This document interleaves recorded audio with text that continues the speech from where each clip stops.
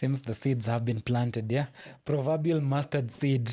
John Owegi, speak to the civic reawakening. Yeah, probably we take 30 seconds to just laugh about something that happened a few weeks ago, and triggered by Boniface's comments about EACC being led by a religious leader.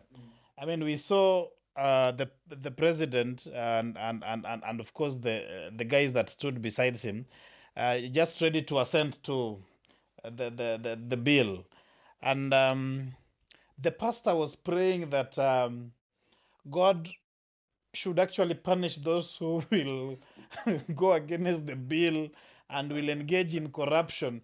You know, that's where we are at. Yeah, where we are relying on God to actually sanitize the process. Yeah, so I think that having taken that 30 seconds to just laugh about our situation, we go back to the mustard seed that has been planted. I think for me, we go back to before 25th June 2024. Those that were ahead had been calling the generation that now, of course, eventually awoke, that they're keyboard warriors. That you guys, you are always behind your laptops. I mean, you are always on your phone tweeting, and there is, I mean, you guys can't hold this government to account, yet your numbers are huge. It's all talk, no action, yeah? Yeah, all talk, no action. So last year, actually, created an environment where everyone appreciated, wow, okay, so we could actually have the keyboards as a very important aspect of accountability. We saw even before people went to the streets, what we saw happen was the youth breaking down the finance bill in a way that even the youth that had not learned accounts and, I mean, some of these terminologies actually were able to actually interpret the finance bill in a manner that actually made them angry. And of course, there are also other factors that led to the anger. But then I think that just the use of digital tech to pass the information to actually make everyone come to the streets. The good thing is that that we must also appreciate is the combination or the convergence of the tech and the offline. And of course, partnering with the old guards. We realized that, of course, the youths were going to the streets and they needed backup. And the youth also realized that, okay, where we can get this backup is also from the old guard. So I think for me, what was very important is the realization that we could actually work together and have much bigger impact. Of course, we know that the state eventually learned how to go around the threats, of course, by ensuring that they neutralize some of the online bloggers and, of course, some of the youth by discrediting them. You remember those that were collecting finances were being discredited by state-sponsored bloggers. We saw, of course, now the use of the Subarus to kidnap anyone that says anything, anyone that might have been involved, including this year. But I think the most important thing for us is the fact that it's obvious for the government that the youth and the population actually now have realized there is an opportunity, even before going to the streets, to just use the tech to hold them to account. You saw the Ojuang's case. The noise even before the streets. I mean, people are already being arrested before the day when people called for protests. Yeah, so we saw. We can already see how that awakening has given us an instrument where we can actually hold governments to account. We've seen county governors being actually held to account through tech. Yeah. Just immediately post 25th June, we saw counties like Nandi, Kericho, the youth actually realizing, oh, so if we can do this to the national government, let's go back and actually do the same to the county, closer home. And we saw some I mean, we saw governments actually, the governors, MCAs, including members of parliament, panicking. They were in panic mode. And I think it's an opportunity for everyone. It's an opportunity for everybody to just call upon the youth outside the digital platform to register for election. I mean, for I mean, to be voters, so that now, because that seems to be one of the ways. I mean, as Kawive has mentioned, of ensuring that we have a clean house in 2027. Now we have a few challenges there. The government can still sabotage that process anyway, but the youths have been associated by not going to vote despite having voters cards. Yeah, last election, 39% of them only between age 18 to, I think, 39. Yeah, actually only voted, yeah. So, I mean, and I think the government is very comfortable saying that we are very sure that they'll not turn up to vote. And they're banking on their apathy to just ensure that the youth can stay home, and then they can just walk straight back to State House and Parliament and county assemblies. Yes, I fully agree on the aspect of digital, and that actually redefined how even we'll continue holding people accountable. Because today, by just tagging a leader, they can know that something is happening. And we even saw that hashtag reject finance bill was trending on top in the world. And we even had cases of censorship and even unclear interpretation of data protection laws, because also that is another tool that the state could apply to sabotage and to suppress voices on the digital platforms. But also the other worry that we need to really work on as young people is avoiding being absorbed by unsuitable politicians, because the vehicles for politics are always the political parties, which are oftentimes led by people who we are calling out. So when we have young people who are politically awake and they don't have adequate platforms to express their aspirations to change the country through good alternative governance, that is a worry, especially according to how, as a society, we have been conducting. Are there any attempts for the young people to organize post the streets now? How do you feel? Let me just follow through with, as a young person, generally, because the conversation you're drifting towards is more like political parties have owners, and they will field whoever they feel they want to. As young people in the very expanded civic space, let me use the word expanded in quotes, is there any form of organizing that you are looking towards in terms of political parties, ensuring that at the end of the day, democracy and rule of law will lead the way in terms of being involved fully through the electoral process, being participating in parties, participating in your own parties? Are there any lessons that you want to bring towards this end? Yes, there are lessons that as young people, we have the capacity to provide alternative and better governance to our country. And that is despite all the odds that we experience from tribalism, very fund-intensive campaigns. Especially with the advent of technology, we have seen many young people organizing digitally, being supported by fellows. But also, there is a commitment we have to make if we want to change the way our country is run. And that is by voting, and that is by supporting people of integrity, not people who have vibes and those who can charge crowds. Do we have people who can actually... If a person is just being voted for by the mere fact that they can make a crowd laugh, not according to their track record, not according to their agenda, that is very worrying. And we have even, because the political experienced people are investing a lot in the young energy to fight for them, because they also have interests. Some people are mobilizing numbers to go and negotiate with the government at the end of the day. So we have to be very cautious about that.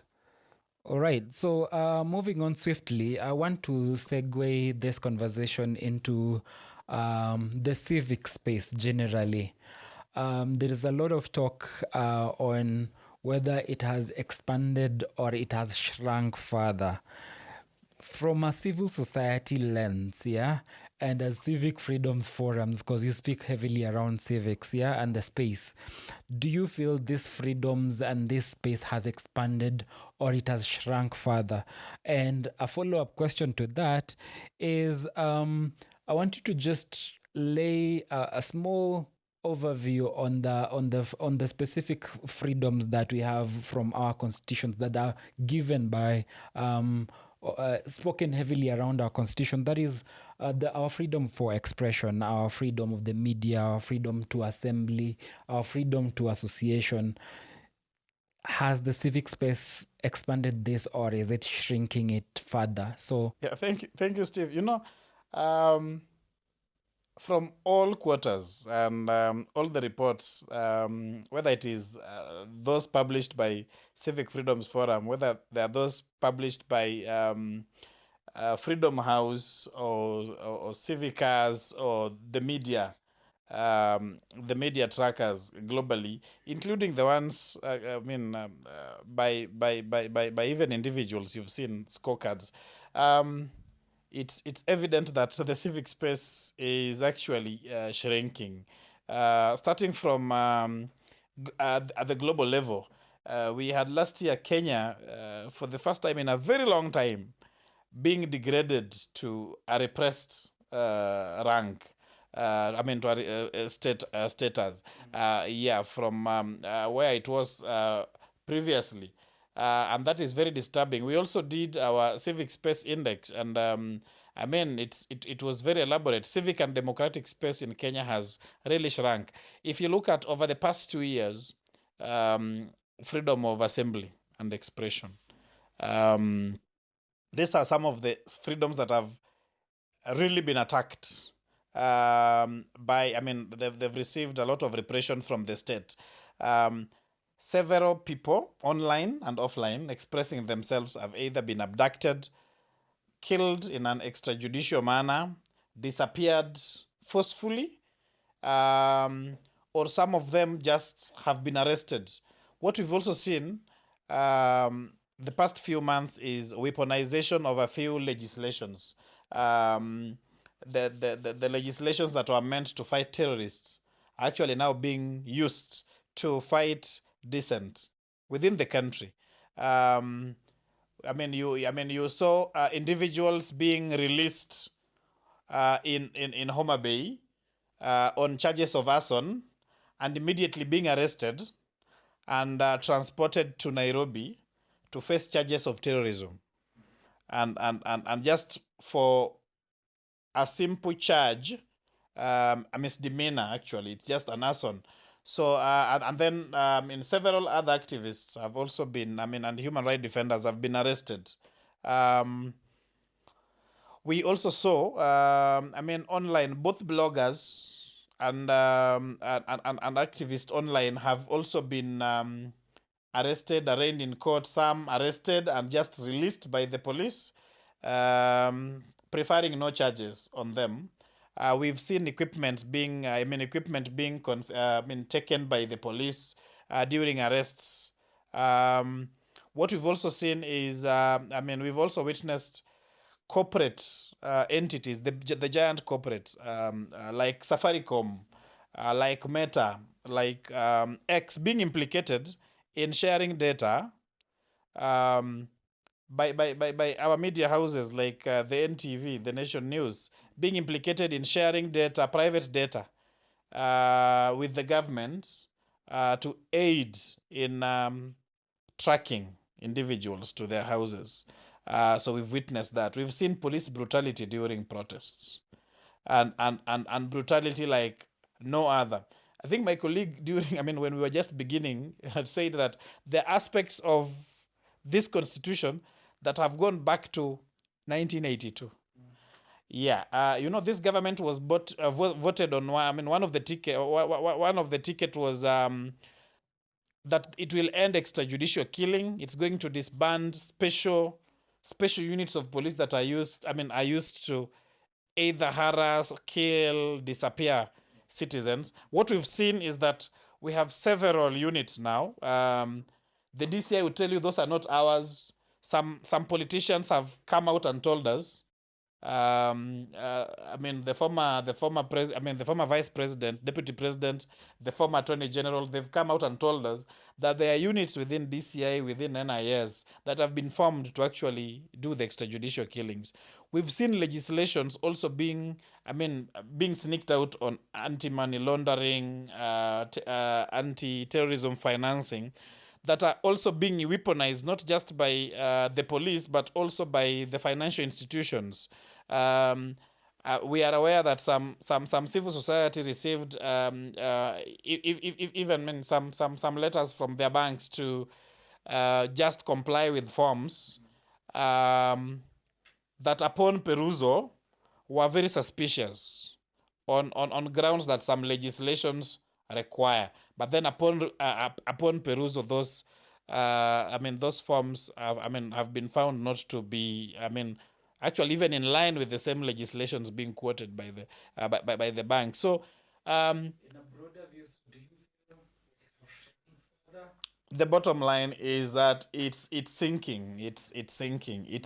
In all freedoms, and I don't want to touch on the democratic governance, because I'll leave that to my colleague who works mostly on democratic space to just talk about the institutions and how they've been captured, underfunded, and how it is very easier for you to actually be in those institutions so long as you become an aspirant of a political party, and you don't have to win. You just become an aspirant and then fail, and then you'll be appointed to one of those commissions so that then you can help the state to actually just capture the institutions. And we have many. In terms of civic space, Yeah. there are several levels. Yeah.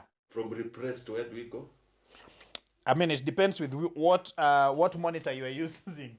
If you are using the civic as monitor, we're actually going towards closed. Yeah. We're just one step away. Yeah. So we some have also termed as some reports have also said that it's almost closed, because some are open, partly open, and closed. Yeah. So we are towards a very closed system. But I told you, our neighbors think that we are open because they are trying to measure themselves against us, not to the global standards. Yeah. In fact, Uganda said there is no way that Kenya is at the same level with Uganda. Same to Tanzanians. So they actually said our opposition leader is in prison, and then the same to Ugandan. They said ours actually went to a military prison. Yeah. Interesting. As you pass on the baton to Kawive, as you also just put a pointer around the civic space, the Constitution speaks around checks and balances also, yeah? So you have the judiciary, you have independent commissions, you have the legislature that come in to provide that checks and balance, and other oversight institutions. So I want you to just segue in and speak around the civic space, and then just speak also around the independent institution, the judiciary. Are they captured? And under our wing as civil society, not really under our wing, as civil society who play most of the part as watchdogs and push for reforms and advocacy, what kind of advocacy are we going to push for to ensure that this, what we call state capture, ends and the era of checks and balances as envisioned in the Constitution comes back into play? Over to you, Kawive. Thank you very much. The society is, if we talk about government, structured in three ways in Kenya. There is the government that is the executive, which is the presidency and the ministries. This is the arm that works for us. Then there is the legislature. This is the arm that makes laws and debates issues and allocates budgets for us, for the executive to work. And then there is the judiciary, which arbitrates on issues that are contentious, on issues of disagreement. Now, these three are supposed to work independently because they can only be effective if they are independent. Parliament can only be effective if its legislative agenda and function is not interfered with by the executive. So, when you have an executive that has got what we may consider a supermajority in parliament, and this executive uses the fact of the supermajority in parliament to do illegal things, then we stop having a parliament. And then even the remaining bit of parliamentarians are told, unless you pass this budget as it is, we will remove the CDF money. You know, that CDF money is the greatest corrupter of parliament, of the legislature. So we have those two institutions merged into one, and therefore we do not see any difference. And then these parliamentarians, instead of doing the work of parliament, become contractors. So then that it is a trade-off. If you are a minister and you want a certain need that you have to pass through parliament, give us this contract. We'll sort you out. So we have got thieves coming together to steal seamlessly. And then when you go to the judiciary tries. Let's be fair. They try some of the most progressive pronouncements on the constitution, on safeguarding the constitution have been made by the judiciary, especially when cases are taken about, issues that want to be certified urgent and ruling on whether this matter should continue or not. Key would be how this process of BBI was curtailed by the courts.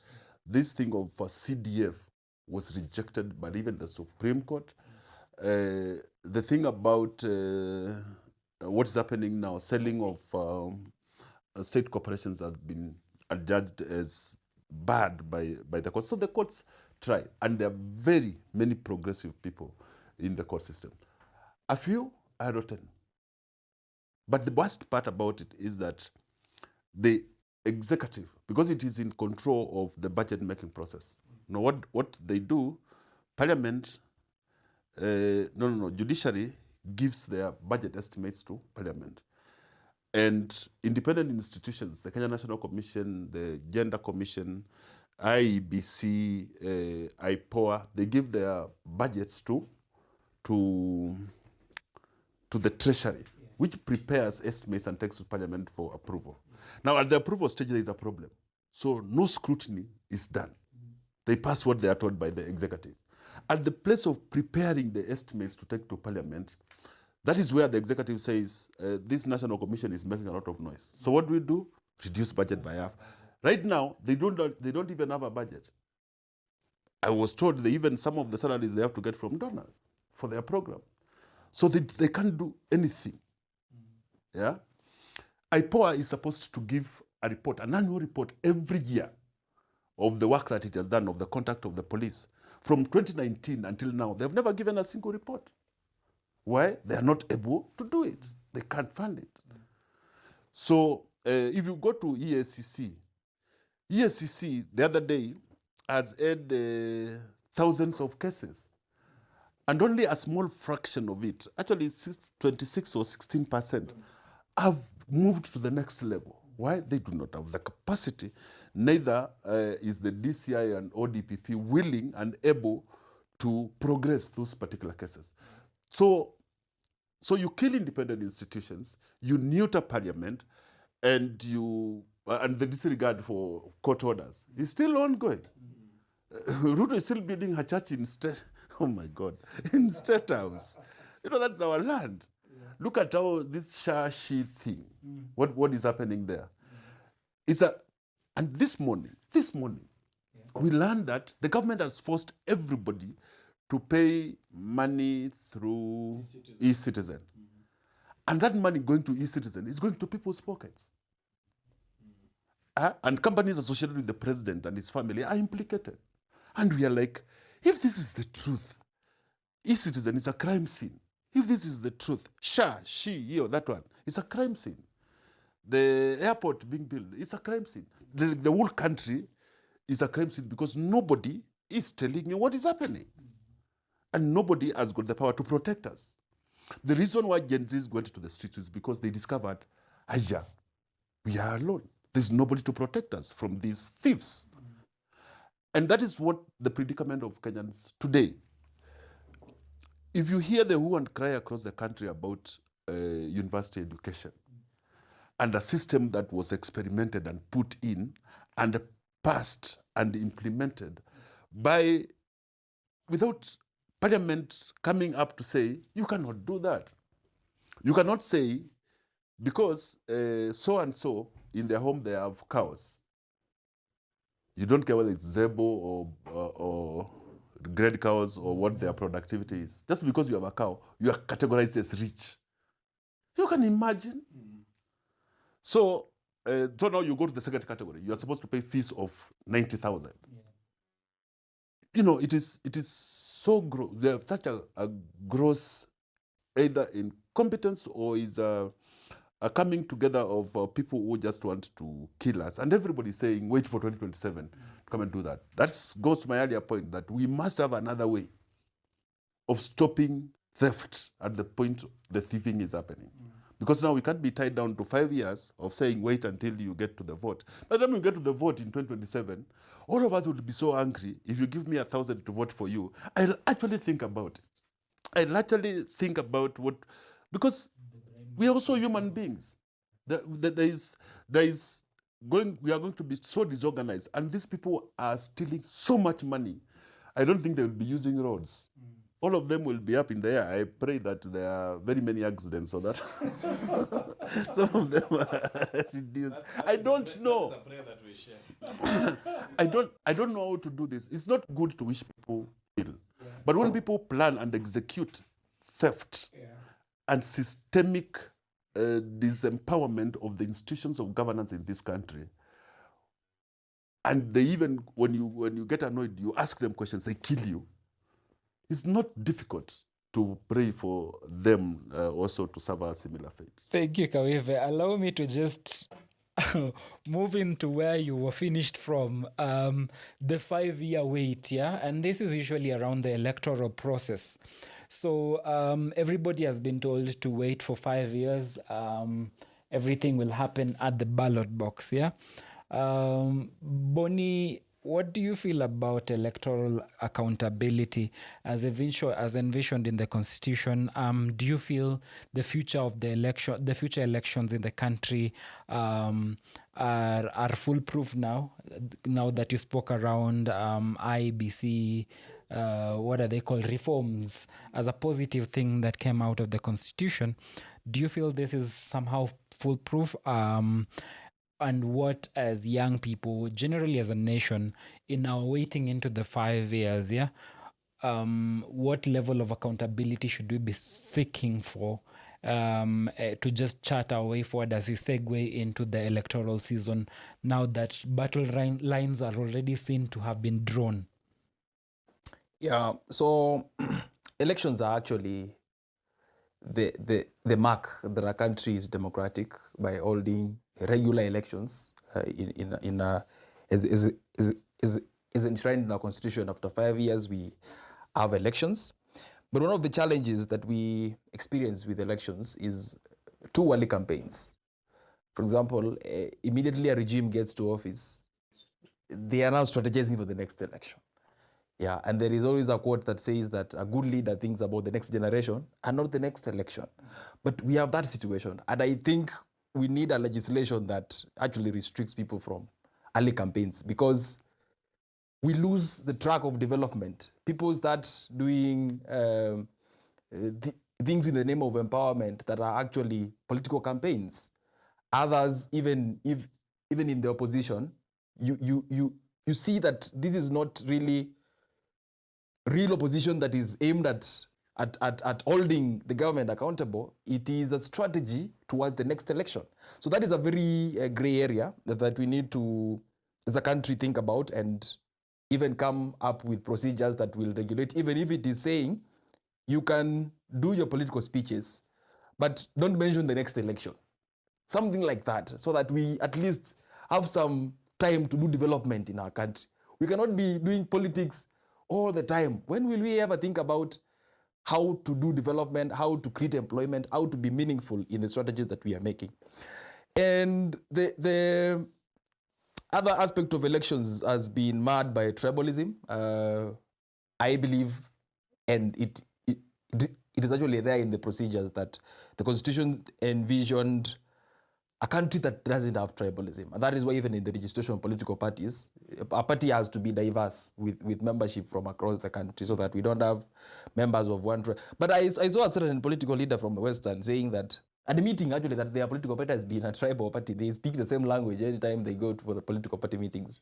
And that is not supposed to be happening, because the regulations stipulate that there needs to be offices across the country.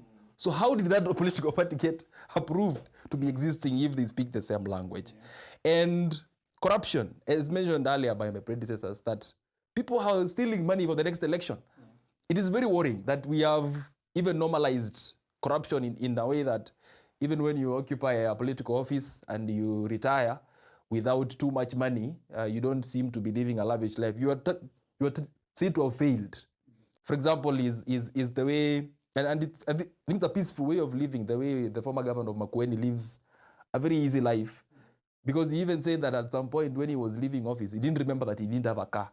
So he had to rush and get a car so that he doesn't continue using GK. So corruption, and that is what has actually created a barrier for good leaders to occupy office. Because you look at a campaign, somebody was telling Okiya Mtata that he needs 6 billion shillings to run for president. So you can imagine, where do you get 6 billion when you're doing legitimate business? It's a very big challenge. And those who fall much prey, and I'm pleased by what he mentioned about civic education, are the people who are actually not very much civic aware, who have not yet appreciated the value of their vote. And that if you get bought, if your vote gets bought, you don't have freedom. You've lost your freedom to the person who bought your vote, because they are going to steal money to compensate where they got that money from. There is the aspect of distrust as well in the IEBC, because again, appointments to the IEBC have always been marred by challenges, seeing some people who have acquaintance with people in executive occupying very senior offices. That is a very big challenge that has been existing. But one of the key things is the distrust still continues to the announcement of results, because we have always had cases of petitions, and one of the elections was actually nullified. So are we ready for 2027, and do we have confidence in the IEBC to deliver a free and credible election? Those are questions that we need to really ponder as a country. But most of all, if we can continue making steps towards coming up with procedures, and we might not legislate everything, but we can at least continue regulating how we run around elections. All right, fair enough, Boniface. Can I just have 1 minute each for everybody to just do your parting shots? And as we had this conversation, one of the questions that kept ringing in my mind is, are we facing another constitutional moment? Whether it is the rise and take back of power by the citizens to move towards, and power in this sense means them clawing back and having and speaking around the gains that were envisioned by that hope that was there in 2010 during promulgation. So are we facing a constitutional moment as we just went down this conversation? 1 minute each to just speak around that area and your parting shot, perhaps. There is an article that I've been trying to write. I have not concluded, and it has taken almost six months, because I'm not sure how it's going to be taken by the readers, but specifically the government. But I'm drawing it from social contract, and of course borrowing a little bit from some of the countries like the US, and it's titled "The Right to Bear Arms" by the citizens. What happens social contract is a situation where we actually donating our powers to the elected to actually exercise it on our behalf in our interest. What happens if that system goes rogue on us? How do we take our powers back before the regular elections? What happens? It's something that has kept me thinking, and I think my colleague Kawive has mentioned it twice now. How do we ensure that we have some constitutional requirements to recall the regime when we believe it has gone rogue on us before the 5 years? So we may be having a constitutional moment, yes, but I don't think so. I think we have a situation where the government is overstealing. We have a situation where we have a lot of anger from the citizens, and we have been told to wait for 5 years. We have processes that probably may not even mature. Even the discussions around constitutional amendments probably may not go through before 2027. What I believe is that we have a situation where if the citizens and the opposition align with one agenda to clean house, it's possible. However, we've already seen several interests splitting, but one day in an election, in a political campaign is a very long day. So we still have 2 years to go. We'll wait and see, even as we continue to monitor the situation. When I conclude that article, I'll let you guys know. We will await. What I know is there's one agent, which is usually the state, that has far much more monopoly on bearing arms as opposed to any other person. So I guess it will just draw down to anarchy in one way or another. But over to you, Kawive. It's not anarchy. Power and violence, the practice of violence is divided into three. Yeah. There is criminal violence, where people who are criminals take over arms to destabilize society. There is liberative violence or power, where people find that they have been so oppressed that they take up arms to liberate themselves. Okay? Then there is the legitimate exercise of power, where a legitimate government, elected or whatever, formed in whatever way, exercises power to ensure that individuals, criminals, do not take over the power. So that's a discussion that we need to have. But today, when government is sponsoring criminals to attack citizens who want to be liberated, then the stage has been set in a way or the other. But I think for me is when we are looking at the constitution implementation, and we are looking at how our citizens, as Kenyan citizens, should behave or should function going forward to the next election, I would say we need to do all what we can to stop these thieves from continuing stealing, because they can steal our country blind. They are investing in, where did they say, Dubai or outside the country. They are stealing money from here and going to invest out there. So that is money that is gone. If we can prevent that from happening, it would be good.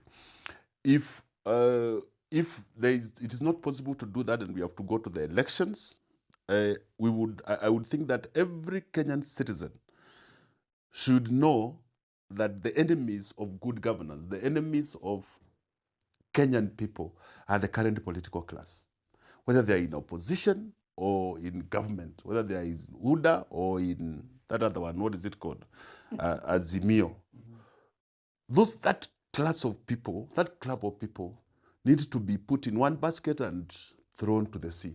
And then we ask young people and people who are coming of conscience to present themselves for elections and to ensure that we demonetize elections. Do not vote for somebody who, because they have money or because they are famous. Vote for somebody who has got a promise of making this one better. And because these guys you are saying we put in a basket and throw to the sea are very persuasive. They've got good logic. They have practiced politics, the art of lying. They are very good liars. Like the one who said that now you get into a wheelbarrow and they will deliver you to... How do you even figure out getting into a wheelbarrow to move the economy of Kenya forward. Surely, something that has got no engine. And we believed him. At least a number of people believed and voted for him. So we be wary of the lies and we create a new consciousness towards liberation. That's the only way we move this country. Thank you very much, Kawive. I'll move on to Boniface. You have 1 minute. Everybody else has taken 16 minutes. No, I don't think that is right. Okay. Mine would be to say that the Constitution of Kenya has had its own wins, and we have also been part of the process of actually making it what it is today. But in terms of a constitutional moment, I think we need to evaluate who really benefits from constitutional moments. Because when you look at proposed constitutional reforms like the BBI, the recent one that was about entrenching the office of the opposition, who are these reforms meant to benefit? Is it the people, or is it the people who still wield power? So mine is to encourage more integrity in executing the Constitution and understanding and actually being guided by the values of Utu, and knowing that we don't live selfishly by only benefiting ourselves, but we also have a responsibility to make the lives of Kenyans better, because our society is being ravaged by problems of unemployment, poor health, malnutrition. People are suffering at the grassroots level when we have cases of just billions being lost every day. That is not really the way to go. And in terms of keeping the Constitution alive and growing, we need to continue improving it as we go to ensure that it serves our interest as a people. So that would be my parting shot, and I appreciate very much for this opportunity to be part of this dialogue. All right, thank you very much. I'd want to just thank the panelists, John Owegi from CFF, Kawive from Inuka Nisisi, and Boniface, an alumni of Creco. I've been your host, Steve Biko. It's been a pleasure, and we want this conversation around the Constitution to be more robust, more comprehensive. We look forward as we walk towards Katiba Day 2025. Sorry, why am I in 2027? You people have spoken a lot around politics. Now my head is in 2027. So thank you, and have yourself a good rest of today.